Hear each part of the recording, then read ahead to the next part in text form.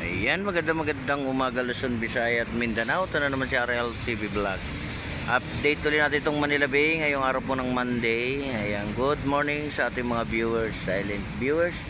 Ayan, malinis na naman po yung ating Dolomite. Ayan, maraming salamat po sa lahat ng mga naglinis. Yung ating mga Stereo Ranger ng Manila Bay. Ayan, kasama na yung ating MMDA, no? Kasama na yung ating DPS. Doon naman sila sa may area ng Manila Yacht Club, no? Ayan, maraming salamat po sa lahat ng mga nag-support ng aking channel. Good morning everyone. Good morning Pilipinas, diba? Ayan, napakalinis ng ating dagat, no? Wala tayong nakitang basura. Ayan, good morning uli sa lahat. At mag-iingat pa rin tayo, no, kasi pagdating ng hapon ay umuulan, no. Umuulan sa hapon, 'di ba?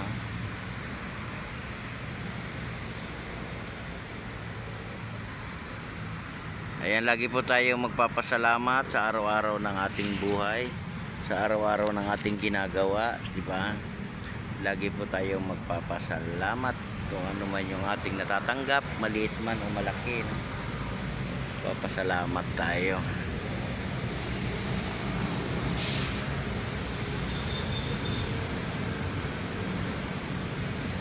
Good morning sa ating lahat.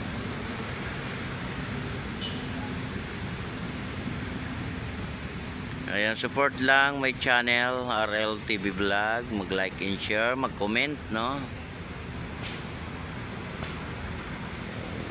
Alagaan natin lalo na ang ating Manila Bay, no? Huwag nating tapunan ng basura. Magkaisa pa rin tayo sa paglilinis. Ay maraming salamat po sa mga nagbo-volunteer dito sa ating Dolomite. Ay maraming salamat sa inyong lahat. Sana hindi kayo magsasawang maglinis, ano?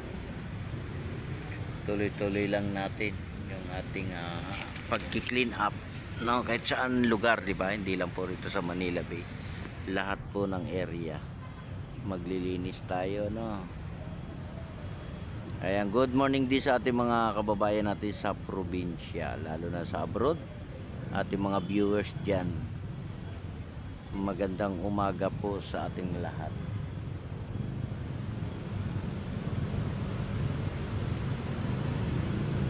Ayan po yung ating mga barko, no, lalaki. Nakita nyo pa guys, zoom natin, no, para makita nyo. Ayan sila, oh. Ayan yung ating barko.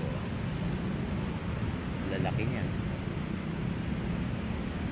Ayan, may ibon pa, oh. Ayan, oh, palipad-lipad, oh. Lilipad, pad, oh. Lumilipad.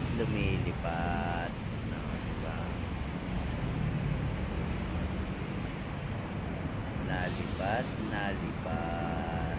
Ayan po yung HO2 Hotel, no? Ayan. Ayan po yan sa may grandstand, Quirino grandstand.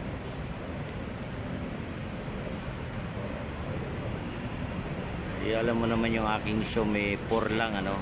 Hindi natin may susum ng malapitan. Yung talagang malapit na malapit, diba?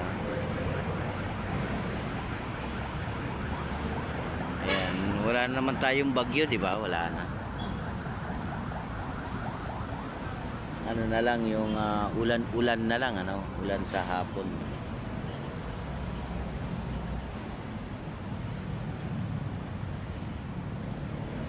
Ayan, open po tayo, no? Mamasyal po kayo. Bukas po yung ating Dolomite. Ngayon po ay hindi masyadong marami ang tao, no? Kasi yung iba ay may pasok pa. Yung iba ay nasa trabaho, no? Ayan, papasok na naman yung ating hundas, ano? Ayan, yung iba naman ay naglilinis na sa kanilang mga puntod, no? Yung iba naman ay nagpipintura, yung iba ay naglilinis, no? Yung iba binabras pa yan, di ba? Binabras pa nila yung kanilang mga puntod, ano? Pinapalitan nila ng pintura. Ayan. Yan na naman po tayo, mag-uumpisa na naman po tayo ng November, no? Holy Week pa. Nandun na naman po tayo sa mga puntod ng ating mga magulang natin, di ba? Ating mga mahal sa buhay. Kailangan din natin silang puntahan, no? Kasi minsan lang naman sa isang taon yan. Hindi naman yan araw-araw.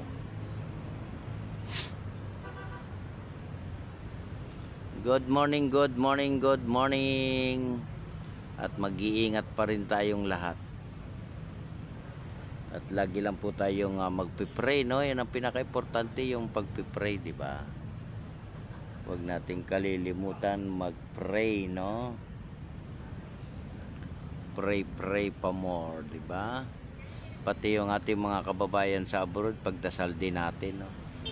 Na sila naman ay maging maayos din ang buhay nila, no? Lalo na yung ating mga kababayan sa probinsya, di ba? Huwag tayong makakalimot mag-pray. Yan ang pinaka-importante talaga, yung pagdadasal, no? Di ba? Na minsan kasi nakakalimot na rin tayo magdasal, magsimba. Di ba? Huwag natin kalilimutan yan. Yan ang pinaka-importante sa lahat. Yung magdasal, magsimba, bago matulog, paggising, pray, di ba? Pagdita natin yung ating mga kids na sila naman ay makatapos din ng pag-aaral. Sila naman ay makapaghanap buhay din balang araw, no? Kung saan nila gustong pumunta, di ba? Importante nakapag-aral muna, no? Yan ang pinaka-importante talaga sa lahat, yung mag-aral. Kasi ang hirap pag wala tayong pinag-aralan, di ba? Ang hirap, mahirap ma-apply ng trabaho. Kailangan meron tayong natapos, no? Kasi pag may natapos ka, may pagmamalaki tayo, di ba? Kahit saan bansa pwede tayo pumunta, no? Kaya maraming salamat po sa lahat ng mga nanood ng aking live, sa lahat ng mga nag-like and share, no?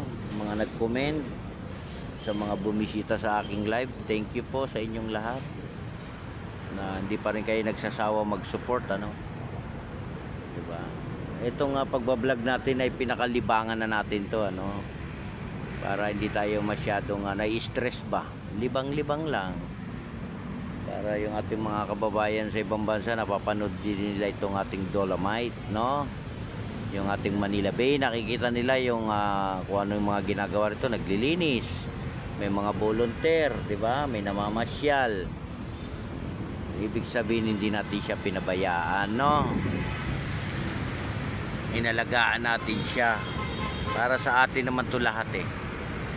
Kaya tayo mga kababayan, maigpit na pinagbabawal yung pag-swimming, ano? Hindi pa rin tayo pinahintulutan na maligo dito sa ating Manila Bay, no?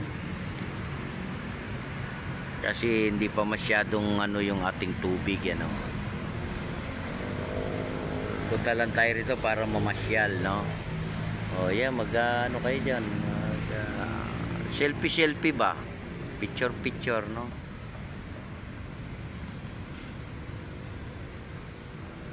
Yan, dati makikita nyo ang ibon, napakadala. Ngayon, napakarami na, dumadapo.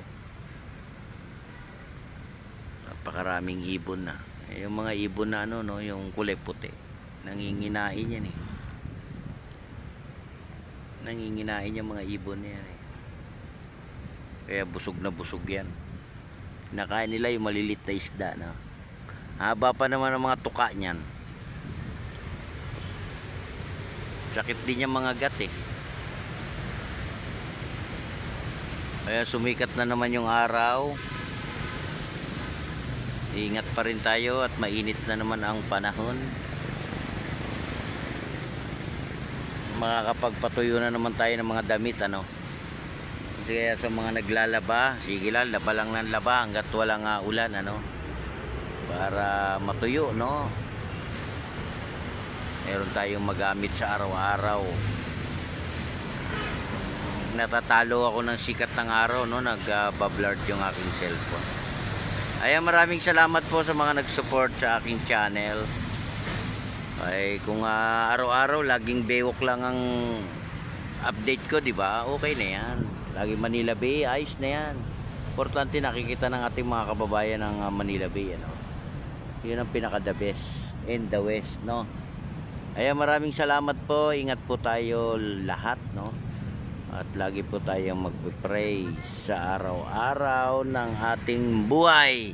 Ayan, God bless po sa ating lahat. Mag-iingat po tayo at magdala po tayo ng ating payong, no. Kung tayo man ay mamamasyal sa mga pasyalan, dala po tayo ng payong, tubig, no, o yung mga pamunas, lalo na yung ating mga kids, no. Huwag natin silang pababayaan sa mga pasyalan, no, kasi yan ay takbo lang ng takbo yan sila. God bless po, ingat po tayong lahat at good morning sa ating lahat. Bye bye.